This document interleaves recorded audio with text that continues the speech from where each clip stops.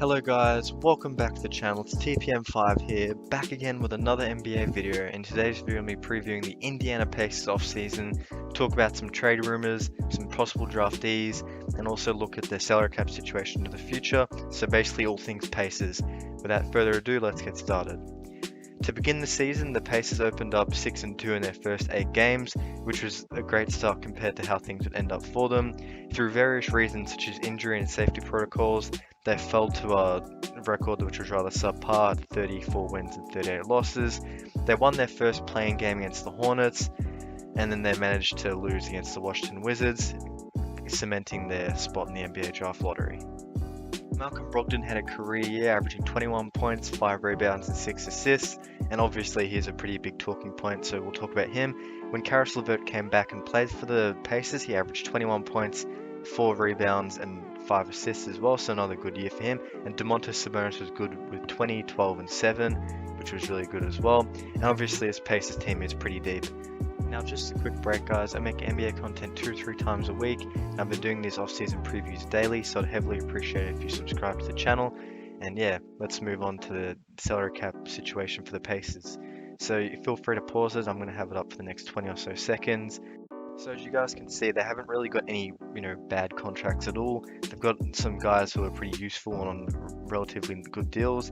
You have TJ Warren and Jeremy Lamb coming back for, less than 24 million combined, which is pretty good given the output that they'll give them. This team is pretty deep as well. Obviously, they're at the cap this off season, so it's gonna be hard for them to find a way to bring Doug McDermott back, who was a good, stretch guy for them, a stretch forward at times.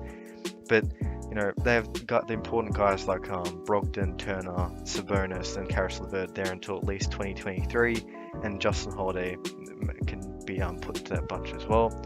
But let's talk about some trade rumors for the Pacers, because they have been in the news recently. So as you guys know, during this offseason, Ben Simmons had a terrible performance, which culminated in the unlikely loss of the 76ers against the Atlanta Hawks. Ben Simmons, obviously, after that was featured in some trade talk. The Indiana Pacers, and this is believed to be true, have offered Malcolm Brogdon and a first-round pick in exchange for Ben Simmons, and the Philadelphia 76ers have declined that. So I think that it shows the Pacers' intent to win now, or create a product on the floor that is going to win games. And obviously, looking at their the core of their roster, it's kind of they've kind of gone from. It's kind of weird. They've never really had a down phase, but I think that they're still going to be trying to make something happen in the East. And as we're seeing, the Eastern Conference is one where, like the Knicks as well, no one would have expected them to be 4th seed, so you can make a run at things. And this team was heavily impacted by injury last year, so I think that I'm going on a bit of a tangent here, but I think that they are justified to have that kind of not win now mentality, but let's put something out there that people want to watch.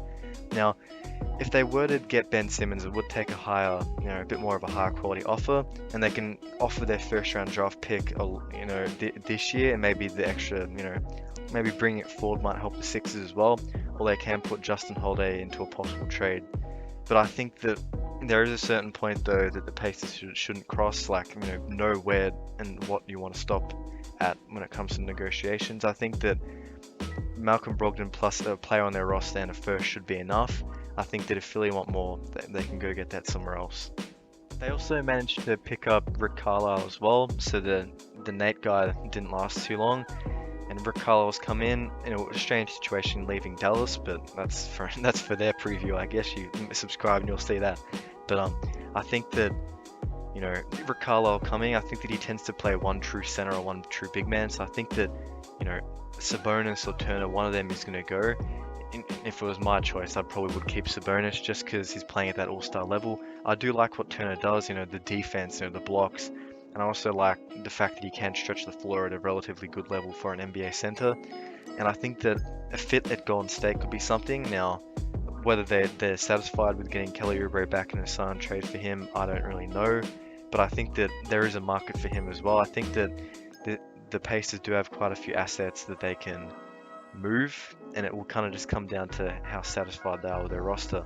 But as you guys can see, this is Jalen Johnson. That's not Jalen Johnson. This is, and let's talk about him for a bit. So the small forward out of Duke, who averaged 11.6 rebounds and 2 assists on 44% from the 3-point line. Just remember that 3-point line is closer in college. He's been pretty good. He's probably viewed as a lottery pick, and I think that the Pacers would be wise to pick him up. And another guy at this spot who probably would be available was Josh Giddey, the small forward out of Australia, who was pretty good in the NBL. He had pretty good stat line. Obviously, the NBL, you kind of have one token guy that puts up points on the team, but I think that he's nothing to be sneezed at, and he's only 18 as well, and he's a very impactful player.